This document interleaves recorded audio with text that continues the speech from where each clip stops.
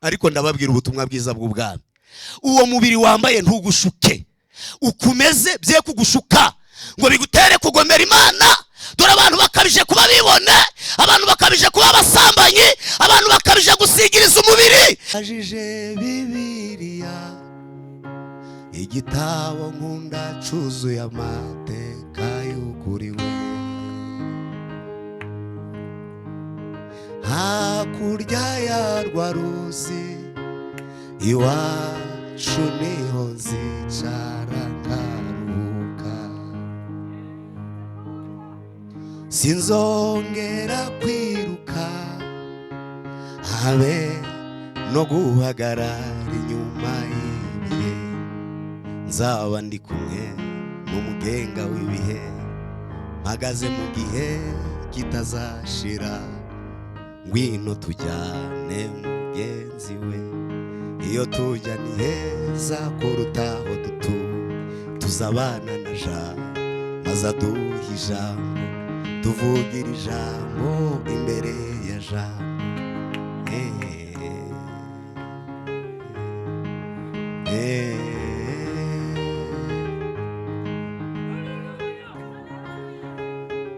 Kera nuzura umwuka wera, ubu byagenze gute?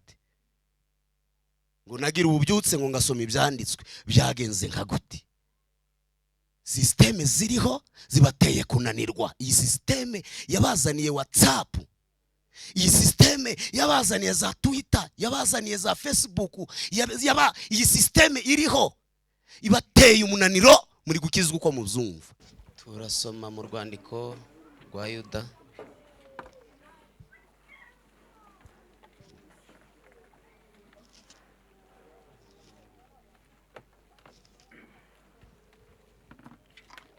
rwandiko rwa Yuda rugira igice kimwe.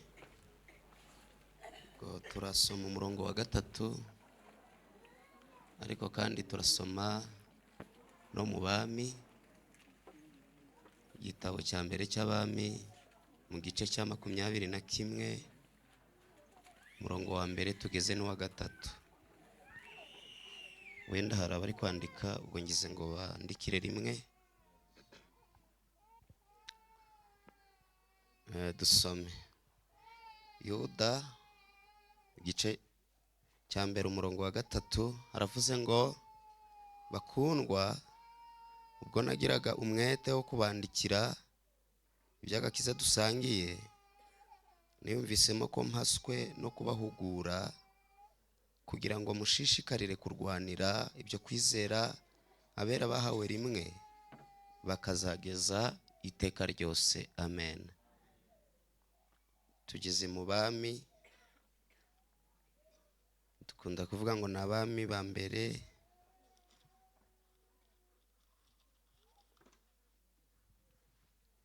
igice cya 21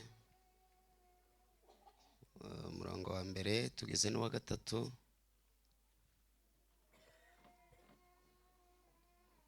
Kandi hariho umugabo witwaga Naboti w'Yezereli, yari afite uruzabibu Yezereli hafi y'ibwami kwa Ahabu umwami w'i Samariya. Ahabu abwira Naboti ati, mpa uruzabibu rwawe kugira ngo ndugire igihambo cy'imboga, kuko ari hafi y'urugo rwanjye. Nzaguhe urundi ruzabibu ruruta ubwiza, cyangwa washaka naguha ibiguzi byarwo ku ifeza. Naboti abwira Ahabu ati, biragatsindwa n'Uwiteka kuguha gakondo y'abasogokuruza banjye. Amen.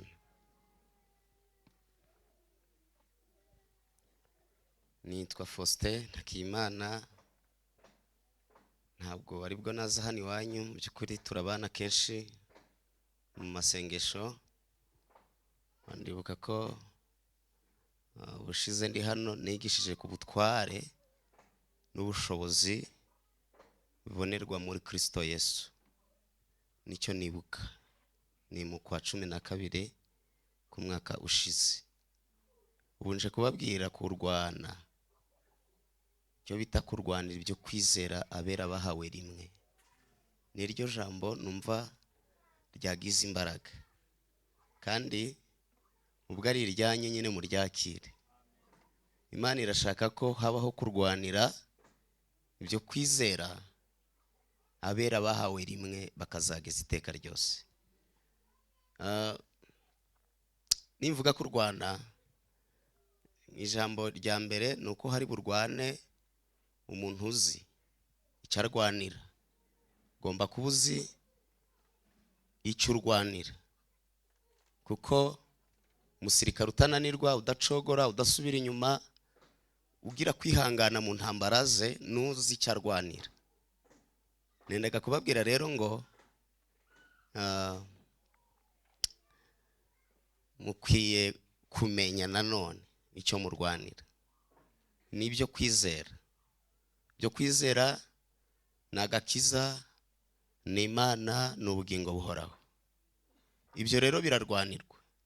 Nituvuga ko birwanirwa, abantu ntibatekereze ko ni akavuyo Yesu yateje ko gushira ikintu hariya akavuga noneho mukirwanire urusha indi mbaraga ari ugifata. Oya, agakiza mvuga turi kurwanira kahawe abari mu isi yose. Nimvuga bose ni bose, n'abatarakizwa baragahawe. Ibyo bintu murabizi. Agakiza ni impano y'abari mu isi bose. Imana yatanze agakiza igaha isi. Nicyo gituma ijambo rivuga ngo kuko Imana yakunze abari mu isi cyane byatumye itanga umwana wayo w'ikinege kugira ngo umwizera wese atarimbuka ahubwo ahabwe ubugingo buhoraho. Agakiza kukakira mu bari mu isi ni amahitamo y'umuntu wese.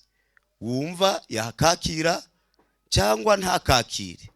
Nicyo gituma Yesu yavuze muri Matayo 24 aravuga ngo ikimenyetso cya nyuma kizaranga ukugaruka kwa Yesu ngo nuko ubutumwa buzigishwa mu isi yose, ngo kugira ngo bubu buhamya bwo guhamiriza amahanga, ngo nibwo imperuka izahera ko ize. Ubwo narishatse kuvuga ngo abantu bitwaza ko bananiwe gukizwa, akavuga ngo niba nzarimbuka n'ubundi rabizi, niba ntazarimbukira bizi. Ndashaka kukubwira ko uko umeze kudakizwa kwawe si ubushake bw'Imana, n'ubushake bwawe. Murakoze kumva icyo mvuze. Kuba udakijijwe no kuba bari hanze batarakizwa, ndashaka kubabwira ko ni ubushake bwabo. Imana yo ubushake bwayo nuko bose bakizwa. Nicyo gituma Petero yanditse aravuga ngo Imana ntitinze isezerano kuko benshi babyibwira. Ubwo yavugaga bitorero batekereza ko Kristo yabatinze, ariko ijambo riravuga ngo ntitinze isezerano kuko bamwe babyibwira, ngo ahubwo irategereza ikarindira kugira ngo hatagira n'umwe wo muri iyi si warimbuka. Nendaga kuvuga ngo ubwo ijambo ryavugwa ukabyemera cyangwa ntubyemere ni amahitamo yawe. Kuja mu ijuru no kutajyayo ni ubushake bwawe. Ibyo itikeyo Imana yarayitanze kubajya mu ijuru ni agakiza ka Yesu Kristo. Imana ihabwa icyubahiro cyane. Rero nendaga kubabwira ko ari abagafite bakarwanira mu buryo bubiri. Ngiye kubabwira. Ubwa mbere n'abantu baza agaciro kako barwana kugira ngo he kugira umuntu n'umwe wahagurukira gupfobya ubwo buntu. Mu ntambara izikomeye ba Paulo barwanye n'abayuda bariho bapfobya ubuntu Imana yatugiriye, bavuga ngo Yesu siwe Kristo, bakavuga n'ibindi bitandukanye mu buryo bwo kugira ngo abantu basubire mu isezerano rya kera, be kugendera mu buntu bwa Kristo Yesu. Ariko nendaga kubabwira abantu bari hano, mwari mukwiye kubaho muri abarwanyi, murwanira ibyo kwizera. Nta muntu wari ukwiriye gutuka Imana uhari. Muranyumva? Ukuntu mutuje, ariko harimo n'uri muri telefone ahari. Ko ndabona umuntu hariya yacuritse umutwe. Imana ntiyari ikwiriye gutukwa uhari. noneho kandi ntiyari ikwiriye no gutukwa binyuze muri wewe. Nizo ntambara rero mbabwira tukwiriye kurwana. Imana ntikwiriye gutukwa uhari, ngo bayipfobye uhari, kuko Imana dusenga ntigereranywa n'ibigirwamana. Imana dusenga ntibe Imana kuko abantu bariye, Imana dusenga ntibe Imana kuko abantu bambaye, Imana dusenga ntibe Imana kuko abantu bubatse amazu. Oya ukwiye guhamya Imana ko mu gihe abantu batariye Imana yitwa Imana, Imana ihari. Bakristo, haleluya. Twongere kandi haleluya. Nanone kandi ntikwiriye gutukwa kubera wowe, ngo abantu bavuge ngo koko uriya nawe n'ibitabo yitwaza buri munsi ngo agiye gusenga niwe ukoze biriya bintu. Wari ukwiriye kurwana, nubwo byagusaba guseba ukavuga uti nzaseba abantu bamfateho ijambo, ariko nta munsi n'umwe n'uyu n'umwe Imana izatukwa binyuze muri jyewe. Ese kuki musoma amakuru y'intwari mugafashwa kandi muri bigwari?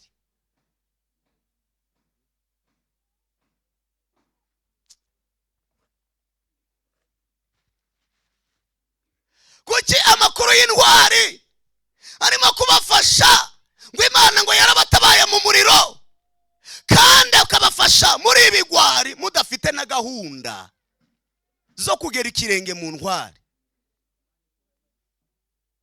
Ngo urabona ngo Eliya ngo yahamagaye umuriro, ngo umuriro ngo maze uraza, nyine yarabikoze, ariko byanyuze.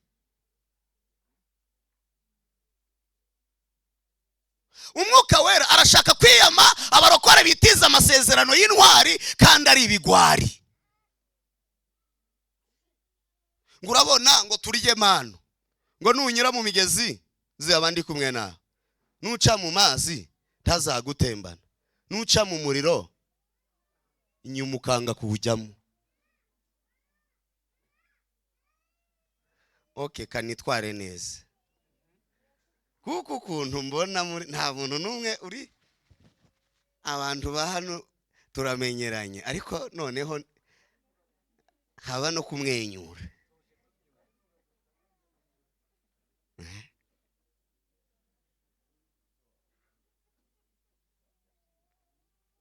Kuki Imana yatukwa binyuze muri wewe? Kuki agakiza abantu bagahinduye, umuntu aratekereza agakiza ndasubiramo, siriya nzu yawe, suriya mugore wawe, suriya mugabo wawe, agakiza ntikangana n'abana bawe, ntikanangana n'amafaranga utunze, agakiza ka Yesu karahambaye. Haleluya, haleluya. Nta yindi transport yari kuzatugeza mu bwami uretse agakiza ka Yesu Kristo. Ntaho muri iyi si wajya kukagurira, ntaho, keretse gusa kwa Yesu. Umusaraba ni wowe ndera yacu, twabakije twemeye n'isoni zawo niwo tuneshere.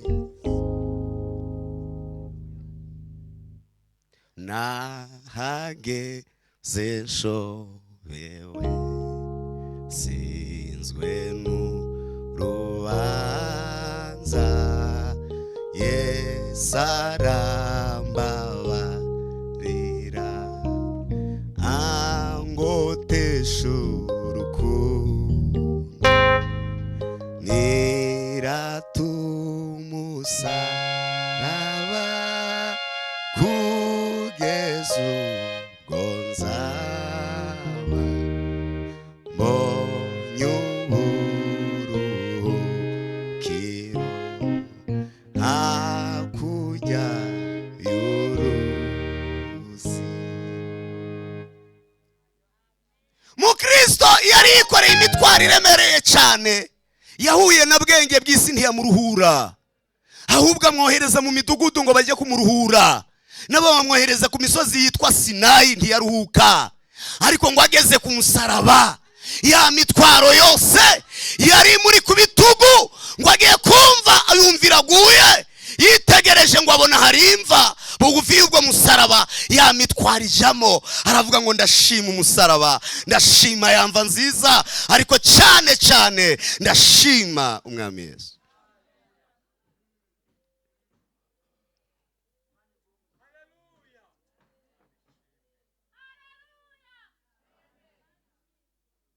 Paulo yavuze ikintu gikomeye yandikira Timoteyo. Paulo yari muri gereza abizi neza ko igihe cye kirangiye atazasubira muri rubanda. Yari yamaze kumenya ko ntazasubira mu butumwa muri bene wabo, ntazongera kureba amatorero yabyaje ubutumwa. Aramwandikira aramubwira ngo nge ubu maze kumera nk'ibisukwa ku gicaniro, kandi igihe cyo kugenda kwanjye kirasohoye. Avuga ikintu gikomeye, aravuga ngo narwanye intambara nziza, aravuga ngo narangije urugendo kandi narinzi ibyo kwizera. Aravuga ngo ibisigaye mbikiwe ikamba ryo gukiranuka, iry'umucamanza utabera azampa. Aravuga ngo nyamara sijye gusa, ahubwo n'abakunze bose, abakunze kuzaboneka kwe bose. Nendaga kubabwira, Imana yantumye kubabwira bene data, murwanira ibyo kwizera, nibyo by'agaciro mutunze. Kuriya mujya murwanira amafaranga yanyu mukayarindisha abantu, yewe mukayareba cyane, mukaba maso ngo hatagira ubiba. Ndababwira icy'agaciro mwahawe, mukirinde, mukirinde, mukirinde.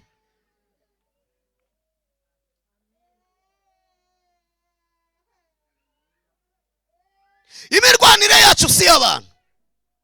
Paulo yandikira Abakorinto 10 mu rwandiko rwa 2 yavuze ko nubwo dufite umubiri w'abantu, ariko twe ntiturwana mu buryo bw'abantu. Aravuga ngo imbere y'Imana intwaro zacu zigira imbaraga. Aravuga ngo dusenye ibihome. Mwanikirije, haleluya. Nukuri ndababwiza ukuri, ndumva ndimo neza cyane. Aravuga ngo dusenya ibihome. Aravuga ngo dukubita hasi impaka. N'ikintu cyose cyishiriye hejuru kurwanya kumenya Imana. Avuga mu ijambo ryitwa ngo dufata mpiri n'imitekerereze n'ibitekerezwa kurwanya kumenya Imana. Nendaga kubabwira ijambo rimwe muri ayo mvuze. Irya mbere ni ijambo ryitwa dufata mpiri ibitekerezwa. Nendaga kubabwira rero, umwanzi wanyu ubarwanya, umwanzi wawe ukurwanya, ntugire ngo kuza hano mu rusengero hari icyo bimutwaye. Kuba wafata Bibiliya ukagenda ukaja kubwiriza nka Faustin uri imbere yayo, ntacyo bitwaye umwanzi, ntacyo bitwaye Satani. Ko none wicaye aha ukaburi bugere ni mugoroba ugataha. Kambabwira intambara rwana, kandi iyo yayishoboye aba yagushoboye. Ni intambara yitwa kugufata mpiri. Sawa bakristo, haleluya. Ukuntu muri kureba, Imana ibaheze umugisha cyane. Abantu barwanye intambara sindimo, ariko narahishuriwe. Ndashaka kubabwira ko ikinezeza umurwanyi si ukurasa umwanzi ngo amukomeretse. Ikinezeza umurwanyi ni ukumufata mpiri. Nicyo gituma byanditswe ngo bageze i Dotani. Muzi icyo Elisa yakoze? I Dotani yarababwiye ngo iyi si yo nzira, ari kubwira baje kumufata. Uyu si wa mudugudu, niko yababwiye. Uwo mwanya ngo ahita asenga, abwira Imana ngo bahume. Muzi ikintu cyafashwe mpiri? Icyo bita imitekerereze. Bagenda bareba n'aya maso y'umubiri, ariko barindagiye. Haleluya. Bagezeyo barabagaburira, abo ni abanzi. Barebye uburyo babagaburiye, babahaye amazi bakanywa, ngo baragenda. Maze Bibiliya ivuga ikintu gikomeye, iravuga ngo nta Isiriya yahise irekeraho, ibico byayo yahise irekeraho kongera gutera umwami w'i Samariya kubera ibintu bakorewe. Nendaga kukubwira ikintu gikomeye muri iri teraniro. Umwanzi nagufata mpiri mvuga ni ugufata icyo bita imitekerereze yawe. Niyafata imitekerereze yawe uzaba washobotse. Gasubiramo. Abantu benshi barafashwe mu mitekerereze. Satani ntacyo bamutwaye. Bazabwiriza ariko banasambane, bazabwiriza ariko banabe ibintu by'ibijuju biraho. Barafashwe mu mitekerereze, bafashwe mpiri. Arabafite atya. Umva icyo mvuze. Niba warafashwe mpiri mu mitekerereze, Satani akaba yicayemo, warashobotse. Ndasubiramo, warashobotse. Nanone kandi niba utarafatwa mpiri, imitekerereze yawe ari ya Yesu. Ndavugana n'iteraniro, haleluya. Tugire gutya kandi, haleluya. Ongera uzamure, haleluya. Niba utarafatwa mpiri mu mitekerereze yawe, Satani akaba ataragufata, nturashoboka. Nubwo yatwara imitungo yawe, nubwo yatwara umugabo wawe, nubwo yatwara abana, nubwo yagutwara akazi, niba ataragufasha imitekerereze, ndagira ngo nkubwire ngo nturashoboka. Uracyari ku rugamba, uracyari mu ntambara, uracyafite kunesha. Abaneshejwe bo bafashwe mpiri mu mitekerereze, ariko bataraneshwa imitekerereze yabo iracameze neza. Abo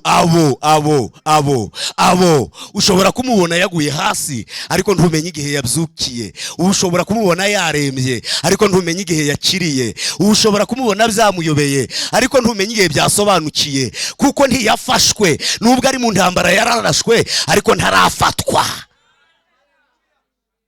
Abatarafatwa bakomera Imana amashyi menshi cyane.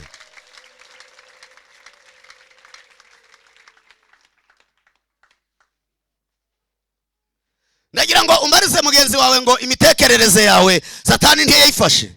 Mubaze gutyo.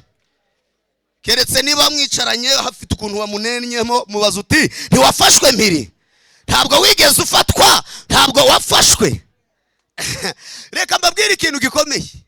Buriya ushobora kuyobora abantu batakuyobotse kubera ko udafite imitekerereze yawe. Umuhanga rero wo kuyobora afata imitekerereze. Nico gituma Yesu atashimye kwima ngo azamure ibendera akizuka, kuko yari abizi ko hari abantu bajya bakoma amashi bati turakwemera ariko mu mitima batamwemera. Murahari? Yemwe murahari? Haleluya. Yari abizi neza. Aravuga ati oya, icyo nkwiriye gufata ni ukubanza imitima, kuko ninyobora abo mfitiye imitima nzamenya haduyi.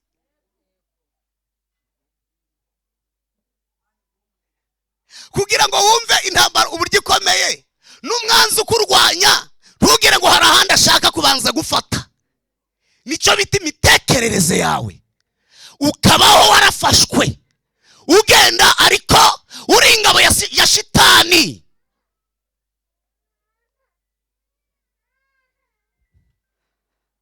Yemwe mumeze mutewa? Umwuka wera ari kumwe nawe?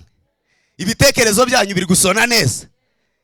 Ntabwo murafatwa. Shitani yabitsemwe abantu ubwoba. Satani yabitsemwe abantu ubwoba. Abantu baragenda bafite ubwoba, barahamutse, bameze nk'ingabo zatsinzwe, ziri kugenda zishwiragira, zabuze icyerekezo. Ariko ndavugana n'abantu bacemera ko Yesu ari umwami, bacemera ko Yesu ashoboye byose, bacemera ubutware bwa Kristo Yesu.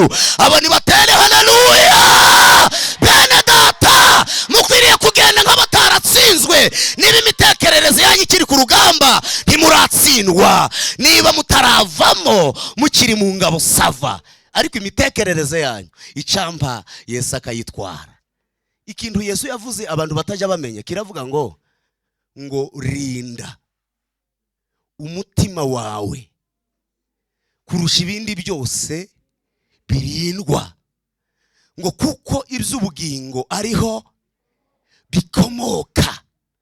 Nendaga kukubwira ngo intambara yose uri kurwana, rinda imitekerereze udafatwa, kuko agakiza tukagendana mu mitekerereze. Aka gakiza dufite n'ibyiringiro dufite biri mu mitekerereze imbere muri twe. Nufatwa iyi ntambara nje kubabwira ntimuzayishobora, ntuzabishobora. Uzaza usaba ibirayi ubibone, kuko n'abatari wowe n'abagiye kwiba basabwa kurindwa ikabarinda.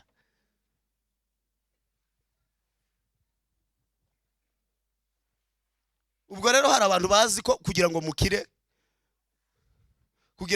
ngo nuko ngo mwatere. Mbabwire, muzakira mwongere mukire, mugire amafaranga n'amafaranga, ariko nudakizwa uzarimbuka.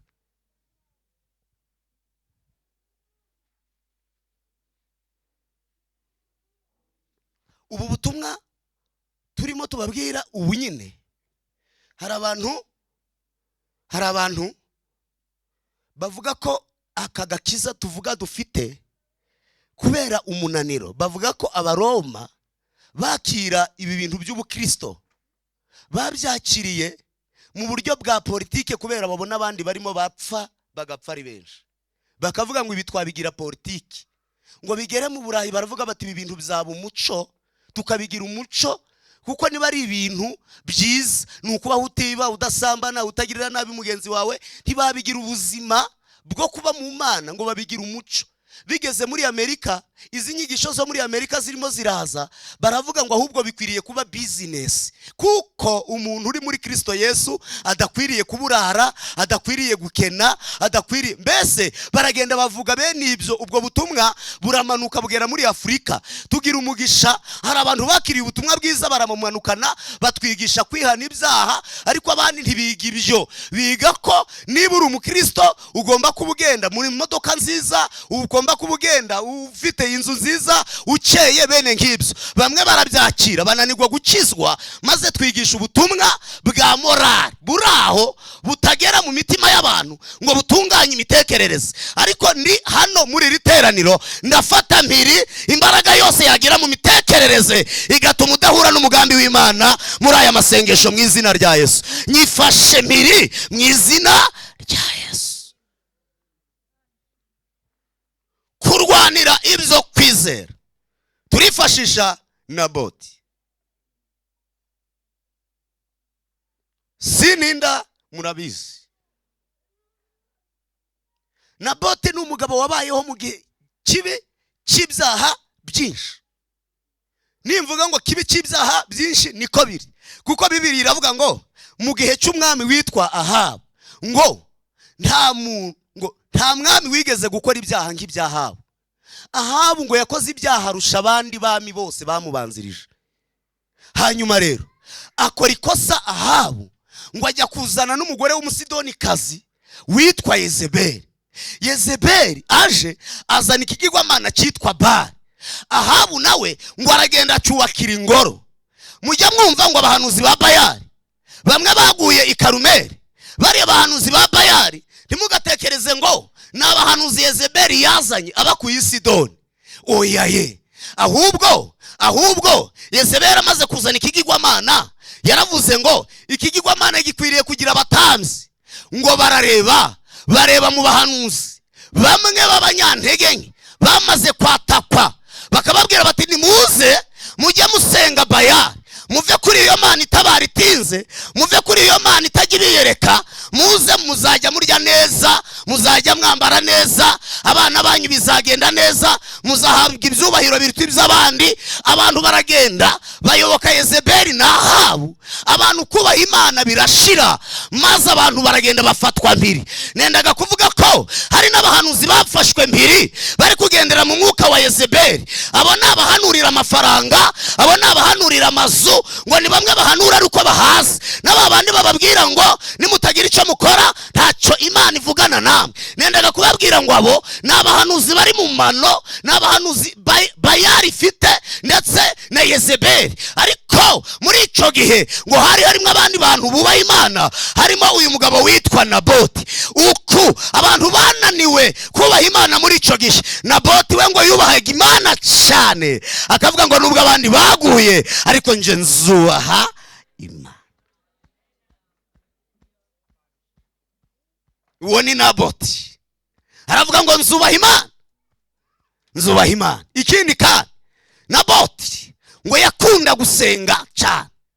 Aza kugera rero ikibazo, afite umurima, isambu ituye hafi y'ibwami, kandi isambu ni umurage w'abasekuruza. Ngeze ahantu ubutumwa buri ngasenga. Haleluya. Nukuri muranumva? Haleluya. Ego. Ngo akagira uruzabibu rutuye hafi bugufi no kwa Ahabu. Hanyuma rero Ahabu nawe ngo akifuza cyane urwo ruzabibu, akavuga ati uru ruzabibu ndarushaka nkarugira igihambo cy'imboga zanjye, kuko rutuye hafi. Ndavuga abaturanyi batatu uturanye nabo ukwiriye kwirinda. Icyambere, umuturanyi wa mbere n'uwa mubiri wawe. Abantu ntibabihishuriwe kw'iyi mibiri ari abaturanyi babi, kandi mukwiriye guhishurirwa ko iyi mibiri twambaye izasigara inaha. Ntabwo ukwiriye kuwugurana uruzabibu. Ndongeye kubivuga, sindi butere haleluya nyinshi. Abantu banzi ko nzi no gukomera ndabizi, ariko ndababwira ubutumwa bwiza bw'ubwami. Uwo mubiri wambaye ntugushuke, ukumeze bye kugushuka ngo bigutere kugomera Imana. Dore abantu bakabije kuba bibone, abantu bakabije kuba abasambanyi, abantu bakabije gusigiriza umubiri, abenshi ntibaciyiriza. Aragira ngo afashe amasengesho, umubiri ukamubwira ngo byihorere. Nendaga kubabwira abakristo, bwira uwa mubiri ngo wa mubiri we ndakwiyamiye, sinzaguha uruzabibu, kuko uru ruzabibu narusigiwe n'abasogokuruza. Iyama uwo mubiri we kugutwara uko ubishaka. Bwira umubiri wawe ngo wa mubiri we reka nubaha Imana, tuza nubahe. Ari umuririmbyi wavuze ngo mukiza Yesu ntabara. Kubw'abantu babiri bari mu mutima, umwe arakunda undi akagoma. Muzi iki byanditswe bivuga? Biravuga ngo umwuka akunda ibyo kamere yanga, kamere nayo igakunda ibyo umwuka yanga. Kandi abo babiri turagendana. Bakristo bene data, ndongera kubisubiramo, agakiza kawe kararuta umubiri. Wikundira uwo mubiri wawe kugushuka, wiwemerera. Impamvu ndi kubabwira ibi bintu, n'amasengesho menshi dusenga tuba dusabira umubiri, umwuka ntabwo abantu bakiwusabira. Ibyifuzwa n'umubiri nibyo turimo turasaba, kandi ibyo nibidukururira kurimbuka tutabaye maso. Nendaga kubabwira ngo ubwo turi gukirizwa muri iyi mibiri, ubuze umubiri wawe kugutwara uruzabibu, kuko uwo mubiri n'umuturanyi wawe wa bugufi wagushyira mu kaga. Imana iguheza umugisha. Umuturanyi wa kabiri ni icyo bita isi. Ndavuga systeme ziriho. Abantu uko barakizwa uko igihe kiri kumera. Hari uwo numvise avuga ngo igihe dusohoyemo ngo ari cyo dukurikiza. Ariko abantu ntibumva icyo bivuze. Igihe dusohoyemo ni igihe cy'agakiza, ntabwo ari igihe cyo kwiyandarika. Izi systeme z'isi ziteye abantu kunanirwa iby'agakiza. Ziteye abantu. Abantu uko barakizwa uko babyumva ngo bari mu bihe by'iterambere, systeme zikagenda zikagutwara. Ariko nendaga kubabwira ko iyi si kuno yiruka, ntabwo muzirukankana nayo ngo muyishobore. Ndasubiramo, ntibuzayishobora. Iyi si ifite intambwe ndende. Umunyabwenge akwiriye gukizwa uko agakiza kameze mu bihe, ntakwiriye gukizwa uko ibihe bimubwira gukizwa. Systeme muziyame ni umuturanyi mubi. Reka mbaririmba akaririmbo mukunda.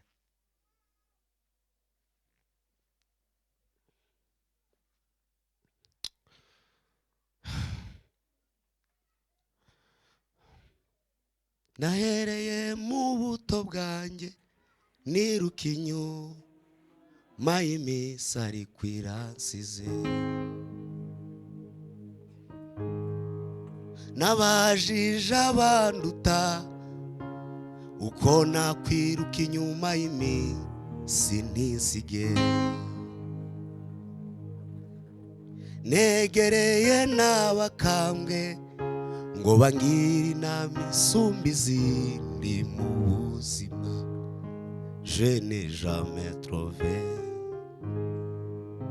la réponse que je veux. Je n'ai jamais trouvé la réponse que je veux. Nabajije Bibiliya, igitabo nkunda cyuzuye amateka y'ukuri we. Hakurya ya rwa ruzi iwacu niho nzicara nkaruhuka, sinzongera kwiruka habe no guhagarara inyuma y'ibihe, nzaba ndi kumwe n'umugenga w'ibihe, mpagaze mu gihe kitazashira.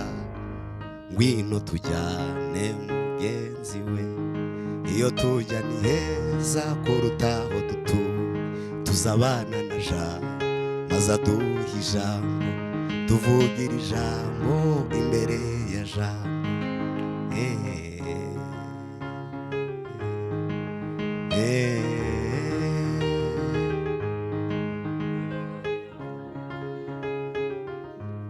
Mugire gutya ntere haleluya, mugire gutya muyikirize.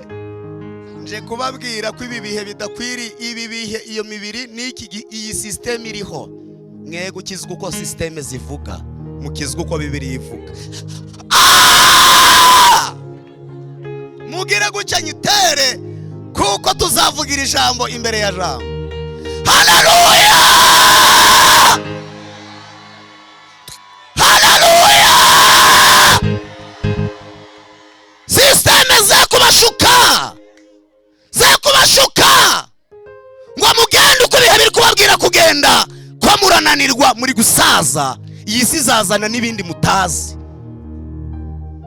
Nico gituma ibyanditswe bivuga ngo uje wibuka umuremyi wawe mu minsi y'ubusore bwawe, iminsi mibi itaraza, ubwo uzaba uvuga ngo sinejejwe nabyo. Uko uyu mubyeyi angana uraha akwibukije ubuto bwe wakumirwa, ku buryo ushobora no kumubwira ngo wagusubiza amahirwe yo gusubira mu buto bwawe, yakosora byinshi.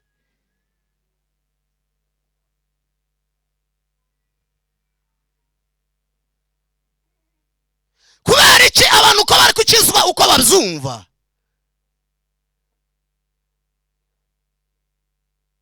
Agakiza ntikahindutse. Uko Yesu yari ejo n'uyu munsi ni kwari ni nako azahora iteka. Wewe ntajyananirwa ibihe, nimwe mu binanirwa mugakiza uko mubyumva, ariko agakiza gafite imbaraga zo guca mu bihe nubwo byaba bikomeye bite, nubwo byaba bibotonye, agakiza kabitobora ariko kagakomeza. Agakiza ntikananirwa, nimwe muri kunanirwa ariko ko ntikananirwa.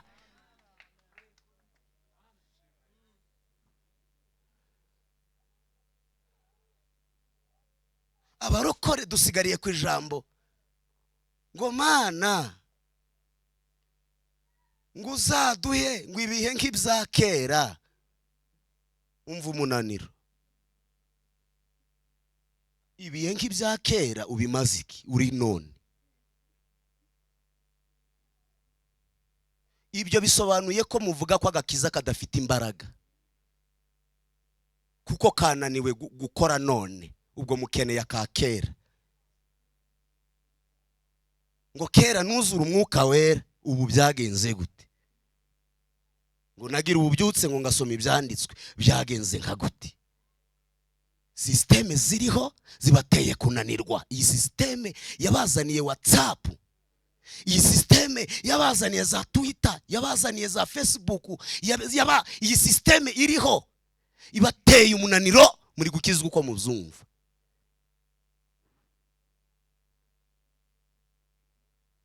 Okay,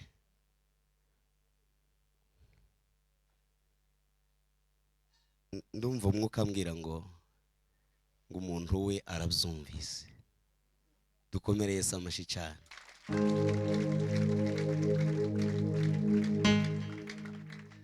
Umuturanyi wa gatatu ni Satani, ahora hafi cyane. Abo bose ugomba kubiyama.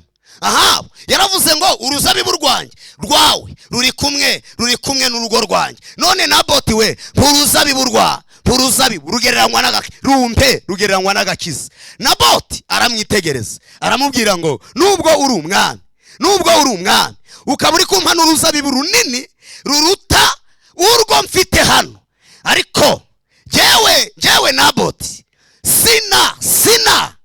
sinakora ikosa, sinshobora.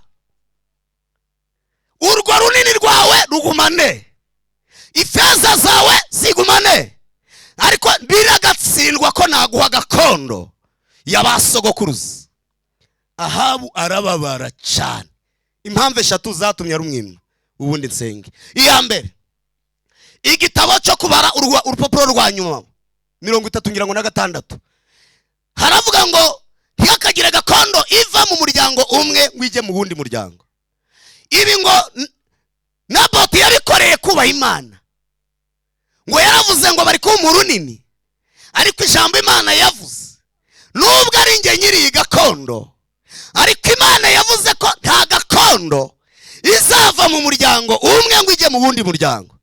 Kandi narahiye kubaha Imana iminsi yanjye yose, sinshobora guhemukira icyo Imana yavuze ngo nuko mbonye ibinini cyane. Impamvu ya kabiri, ngo rwari uruzabibu ikaba gakondo y'abasekuruza babo.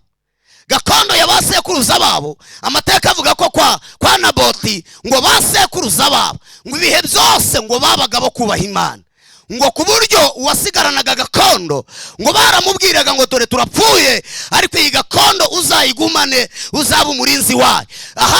Ahabu yayifuje, Naboti ayifite. Naboti nawe aravuga ngo ibyo basogokuruza banjye bavuze sinshobora kubigurana ijambo ry'umwami. Nubwo uri kumbwira kuyiguha ukampa hanini, wenda muri bene wacu bazangomera amashi bavuga ngo nahererekanyije n'umwami, dore ndi inshuti y'umwami, dore hari ukuntu nge n'umwami turi kubikora. Aravuga ngo oya, nzarya bikeya ariko sinzatatira. Umva icyo ijambo ry'Imana riravuga ngo ntimugashingure imbago za kera izo basogokuruza banyu bashinze. Pawulo yaravuze ngo twubatswe ku rufatiro rw'intumwa n'abahanuzi, ariko Kristo Yesu niwe buye rikomeza imfuruka. Nendaga kubabwira ngo uko wabisanze niko wari ukwiye kubisiga.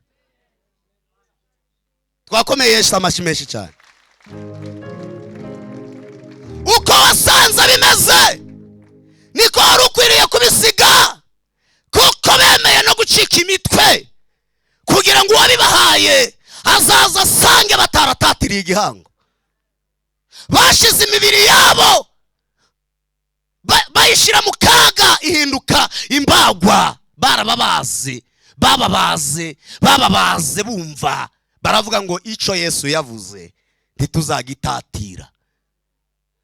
Mu gihe cy'umwami, mu gihe cy'ubupapa, hari umuntu witwa Antipa, nawe wapfiriye mu isi azira ubutumwa bwiza. Antipa yaravuze ngo nubwo aba bapadiri bariho bavuga ngo agakiza hari ukuntu bari kukagira, bakazana ibyitwa indulgensia, uburyo bwo gucuruza agakiza, ariko Antipa aravuga ngo agakiza na agakiza ntikagomba guhinduka, baramwica.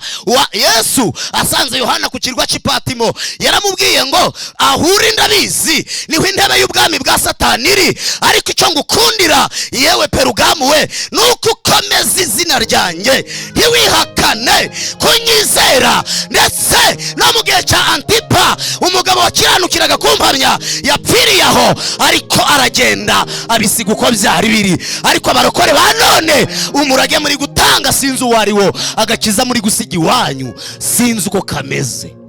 Mufite agakiza k'ibiryo n'akamafaranga n'akamazu, nta gakiza mufite.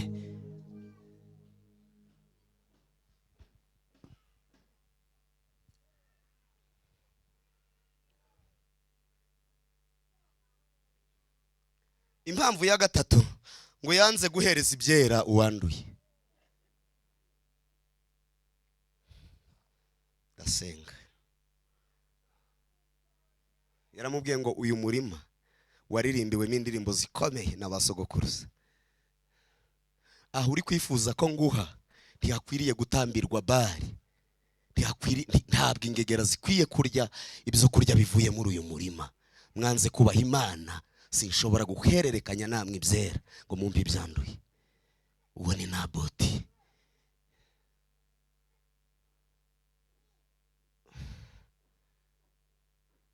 Umeze gute?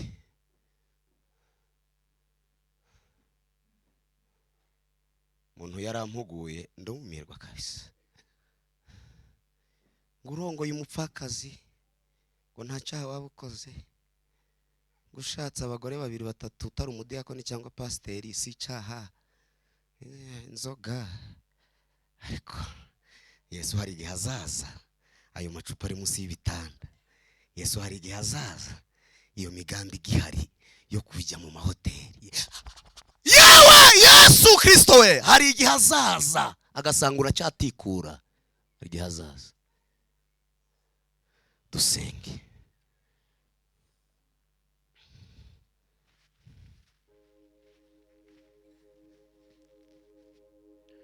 Duhumirize twese dusenge. Duhumirize ku maso dusenge.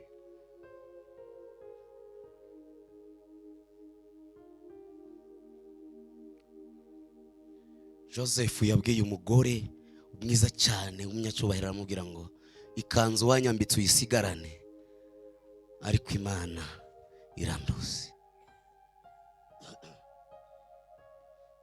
Ndashaka gusa uhumirize wewe ku maso dusengane. Ubundi turi gukizwa dutabanone.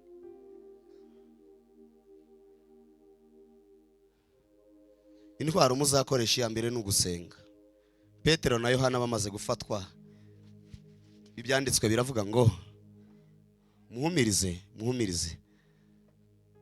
Ibyanditswe biravuga ngo barababujije ngo ntibongere kuvuga izina rya Yesu no kuryigisha. Intumwa ziravuga ngo ntidushobora kubumvira, tuzumvira Imana. Ngo baragenda babigira abitorero, ngo abitorero barasenga. Bibiri iravuga ngo imbaraga z'Imana ziramanuka, ngo bavuga ijambo ry'Imana bashize amanga. Amasengesho.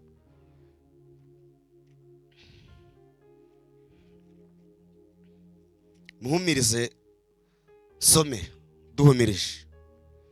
Ibisigaye mukomerere mu mwami no mu mbaraga z'ubushobozi bwe bwinshi. Mwambare intwaro zose z'Imana kugira ngo mubashe guhagarara mudatsinzwe n'uburiganya bwa Satani. Kuko tudakirana n'abafite amaraso n'umubiri, ahubwo dukirana n'abatware, n'abafite ubushobozi, n'abategeka iyi si y'umwijima n'imyuka mibi y'ahantu ho mu ijuru. Nuko rero mutware intwaro zose z'Imana kugira ngo mubashe gukomera ku munsi mubi, kandi murangije byose mubashe guhagarara mudatsinzwe. Muhagarare mushikamye mukenyeye ukuri. Iyo ni intwaro ya mbere. Ya kabiri, mwambaye gukiranuka nk'icyuma gikingira igituza. Iyo ni ya kabiri. Mukwesa inkweto arizo butumwa bwiza bw'amahoro bibiteguza. Iyo ni ya gatatu. Kandi kigeretse kuri byose mutware kwizera nk'ingabo, ariko muzashoboza kuzimisha imyambi ya wa mubi yaka umuriro. Iyo ni ya kane. Mwakira agakiza k'ab'ingofero. Iyo ni ya gatanu. Mwakire n'inkota y'umwuka ariyo jambo ry'Imana. Iyo ni ya gatandatu. Musengeshe umwuka iteka mu buryo bwose bwo gusenga no kwinginga, kandi kubw'ibyo mugumye rwose kuba maso, musabire abera bose. Iyo ni ya karindwi. Nizo ntwaro muzakoresha kugira ngo mushobore kurwanira ibyo kwizera. Dusenge. Urimo urakizwa guti? Agakiza kawe kameze gati? Ndasengana n'umuntu wigaye wa mbere n'udakijijwe, kavuga ngo ndashaka agakiza ka Yesu Kristo. Agakiza ka Yesu. Abantu bari gukizwa bababwiye ngo bakore kuri radio ngo bakira ibitangaza, ngo akona agakiza. Kirwa inyuma y'umuntu ukubwira ngo warakijijwe kubera uba mu rusengero rwe, yirirwa gusiga amavuta ngo arakuderevura. Ariko nendaga kubabwira ko dukwiriye gukizwa nyagukizwa. Ndababwiza ukuri, icyo mwasabye Imana cyose muri urusengero irakibaha, iragikora, ariko icyangombwa ni agakiza. Nudatahana agakiza urabuhombye cyane. Ndasengana n'umuntu uri muri riteraniro uvuga ngo ndashaka gukizwa, azamura ikiganza yihuse twihute. Yesu aguheza umugisha cyane. Aba bantu bazamuye ibiganza, Imana ibaheza umugisha. Imana ibaha umugisha cyane. Imana ibaha umugisha bene data. Imana yaravuze ngo, Yesu yaravuze ngo nimumpamiriza imbere y'abantu, nanjye nzabahamiriza imbere ya data n'abamarayika bera. Ubu kumuzamuye ibiganza bingana no gukoza isoni Satani, bingana no guha icyubahiro Kristo Yesu. We kwita kuwo mwicaranye ntawuzi, ariko ukwiriye biwa andona sewa ta domerians. Imana ihabwa icyubahiro. Muhaguruke mwabazamuye ibiganza, ihagurukire duhamye ko Kristo Yesu azagaruka.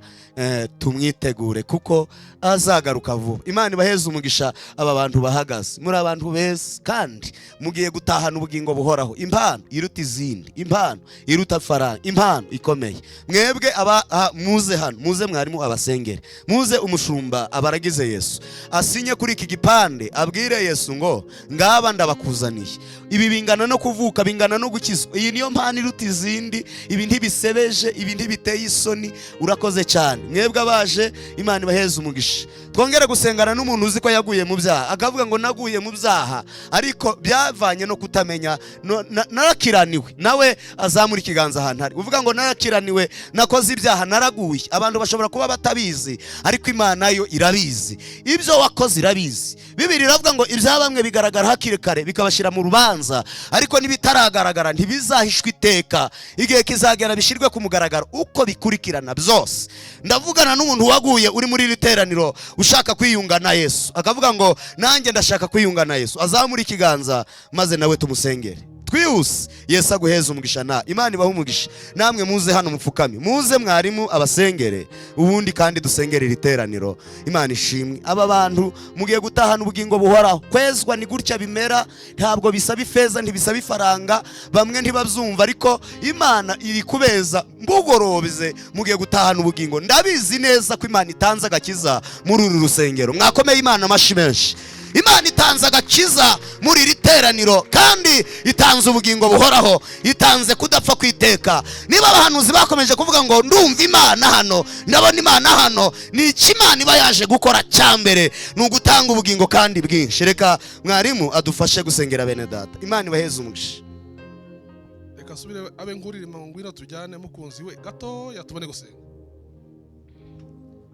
Ngwino tujyane Yesu we, iyo tujya neza kuruta aho duto, tuzabana na jambo maze aduha ijambo, tuvugira ijambo imbere ya jambo.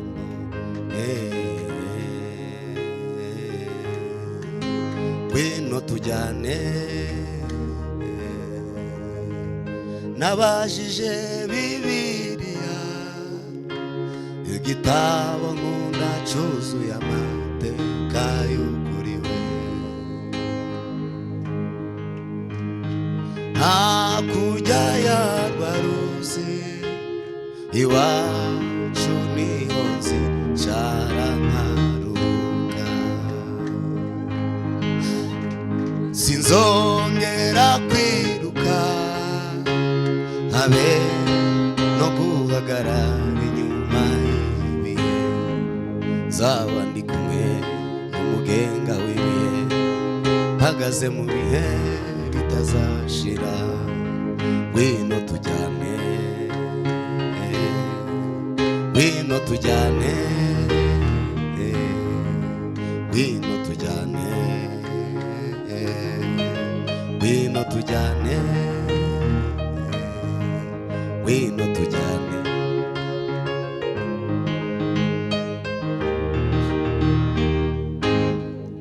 Mana turagushimiye mu izina rya Yesu.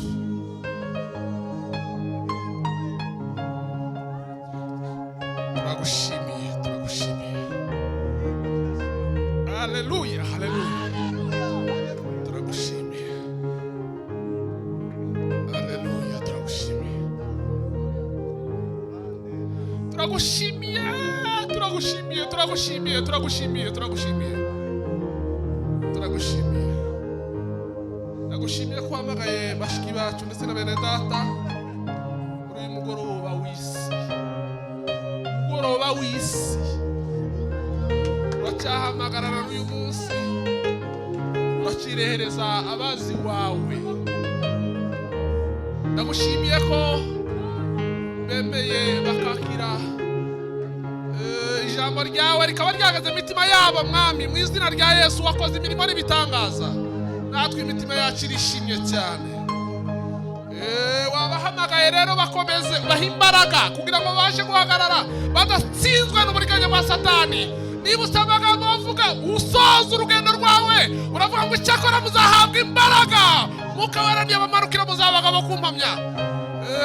Reka baguhamye muri iyi minsi ya nyuma. Abahamagaye nimugoroba mu izina rya Yesu umukiza wacu, ngabateye no ntambwe mwami, baha imbaraga kugira ngo babashe guhagarara badatsinzwe n'uburiganya bwa Satani. Ndabizi neza ko turi ku rugamba turwana na Satani n'isi n'umubiri. Mana Data wa twese uri mu ijuru, barwanirire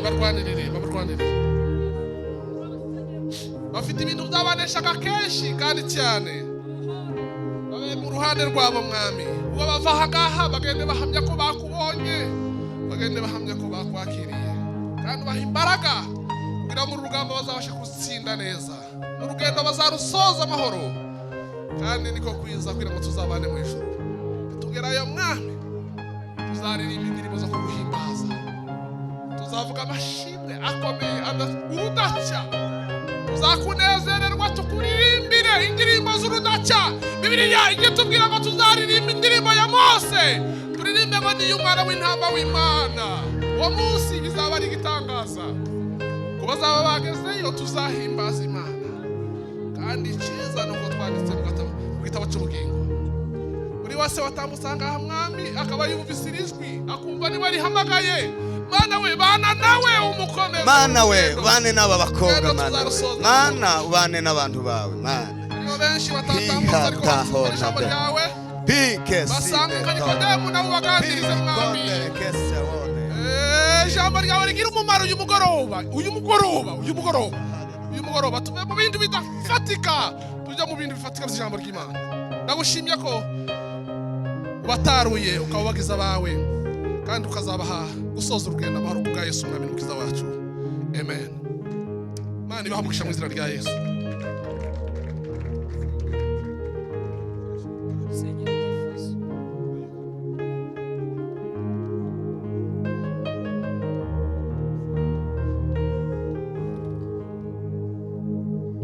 Haguruke dusenge.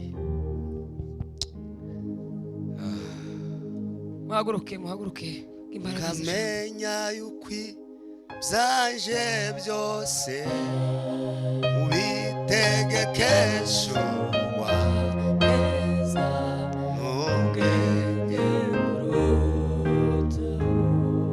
Kamenya yukwi byanjye byose ubitegekesha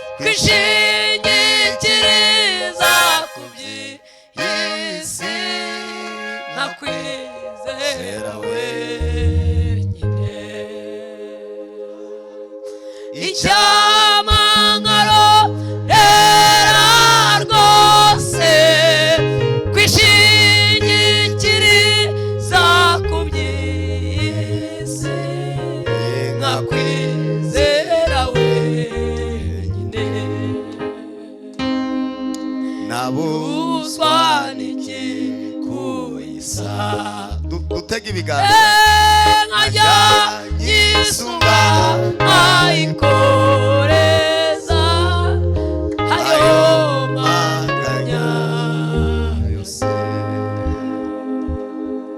ngahumurizwa no kumenya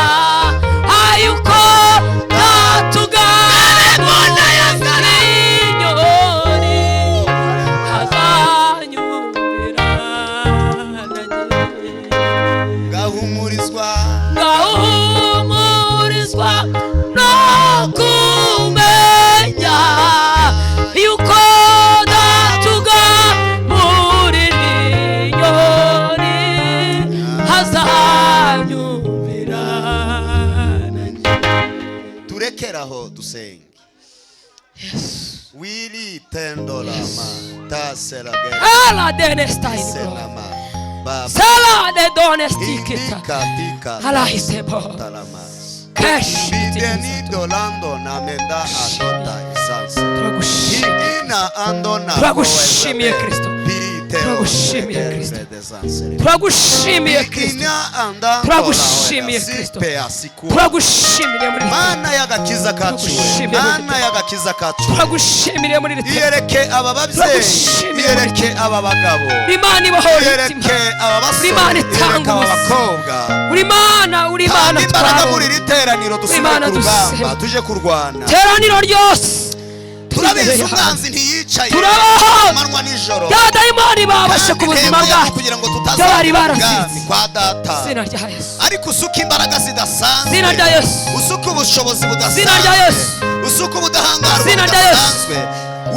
budasanzwe libandona saoda ude andesa otekiti tando mando turi mu isi sangoti obena mando nakuta twaje gushaka ibyahishwe abanyabwenge twaje gushaka umutsima utera imbaraga twaje kunywa ku mazi y'ubugingo twaje gushaka ibyo mu isoko badacuruza twaje gushaka ibyo muri supermarket badacuruza twaje mu aneta kukuwa twaje gushaka ubwenge butaba muri za kaminuza kikakota kitadobe tanto seone beniwa tisi Williams utanga ubugingo budashira utanga imbaraga zidasanzwe utanga ibihe bidasanzwe ibyari bitsikamiye abantu bibaterureho byari biremereye abantu bibakureho dore satani yateye imitima ayitera kugira amaganya menshi ayitera kugira imibabaro myinshi dore bamwe baravirirana bafite ibikomere teo na andena tangoma bamwe bari kuvirirana bantu bafite umubabaro batewe n'abandi ariko turi muri iri teraniro tande wa domenia tanga imbaraga zawe mana tanga imbaraga zawe mana tanga imbaraga zawe mana tanga ubwiza budasanzwe tanga ubwiza budasanzwe twaje muri uru rwambariro tanga imyambaro idasanzwe tanga imbaraga zidasanzwe tanga ubudahangarwa budasanzwe abarozi batangire kudutinya abapfumu batangire kudutinya abakonikoni batangire kudutinya uyu mubiri utangire gutinya kamere twambaye itangire gutinya iyi si itangire kudutinya tanga ubudahangarwa budasanzwe tanga umwambaro ambika ubugingo muririmbyi yaravuze ngo dore nambaye ubusa mwami ndakwinginze unyambike sinabasha kwikiza aravuga ngo ndagushakaho ubuntu unyuhagira ibyaha mutabazi ne gupfa turi muri iri teraniro haleluya ukenyeza abantu bawe kandi ubasubize intwaro basubire ku rugamba wambika abantu bawe bongere gukweta byemere mu izina rya Yesu bongere bakubera abana haleluya Bibiliya iravuga ngo abo ntujye ugira isoni zo kwitwa imana yabo haleluya bijya bituma uvuga ngo wowe Yakobo natoranije Isirayeli mugaragu wanjye nuca mu migezi zaba ndi kumwe nawe nuca mu mazi ntazagutembana nuca mu muriro ntabwo uzasha kuko njye Uwiteka ndi kumwe nawe sezerano ry'abera riravuga ngo ndabahetse kandi ndabahetse imvi zizaba uruyenzi kandi ngibahetse ongera usimbize abantu bawe ibihe byashakaga gukura mu mugongo wawe ongera ubasimbize haleluya ongera ukomeze aba babyeyi bakomereze mu mbaraga zawe komereza aba bagabo bakomereze mu mbaraga zawe komeza aba basore n'inkumi bakomereze mu mbaraga zawe wi de no andeta tekita ndagushimiye mwana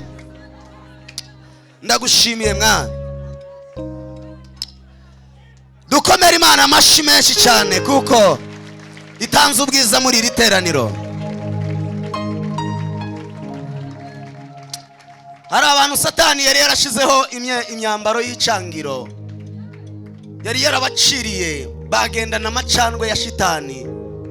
Mwuka mbwiye ngo cyari icangiro Satani yari yarashize ku bantu, ngo ikimenyetso cyabyo ngo ni abantu batumvaga Imana mu buzima bwabo, babaho ubuzima butinya gusa, bafite ubwoba. Numva ko umwuka mbwira ngo abakuyeho icyo cangiro, ayo macandwe ayabakuyeho, abakuyeho uwo mwambaro mubi, abambitse umwambaro muri iri teraniro. Dukomere Imana amashyi itanze ubwiza muri iri teraniro. Tuyikomere amashyi Imana itanze ubwiza muri iri teraniro. Zamura ibiganza byawe wakira ubwiza muri iri teraniro. Akira ibihe bidasanzwe uhawe muri iri teraniro. Abizeye nibatere haleluya. Ati eda ati elo ena andona. Pi elo sawela penamondonea. Piko titandone zawa. Hiria dore. Hari n'abantu bari baziritse amaboko kandi bari bakanyeze cyane. Umwuka wera arambwiye ngo mbabwire ngo abakuye iminyururu ku maboko. Abantu bagiye kongera kugira ibiganza by'umugisha, bagiye kongera kwakira iby'umugisha, bagiye kwakira umugisha w'Imana. Ariko ayo mashari guturagurika ni mato cyane kabisa. Tanda nemena hede tando regeria tandoma pi edo eda andani mandona. Asante Yesu. Hari n'abantu bari baravuye mu nzira kandi hari ijwi ryababwiraga ngo bari mu nzira, ariko numvise umwuka wera ambwira ngo iryo jwi ryarababeshaga, ngo ariko umwuka wera arabagaruye mu nzira, ntibazongere kuyoba ukundi kuko basubiye mu nzira, bahawe andi mahirwe akomeye. Dukomere Imana amashyi menshi. Imana ibaheze umugisha cyane. Gende murwanire ibyo kwizera abera bahawe rimwe, nibyo byiza cyane biruta ibindi. Imana ibahe umugisha.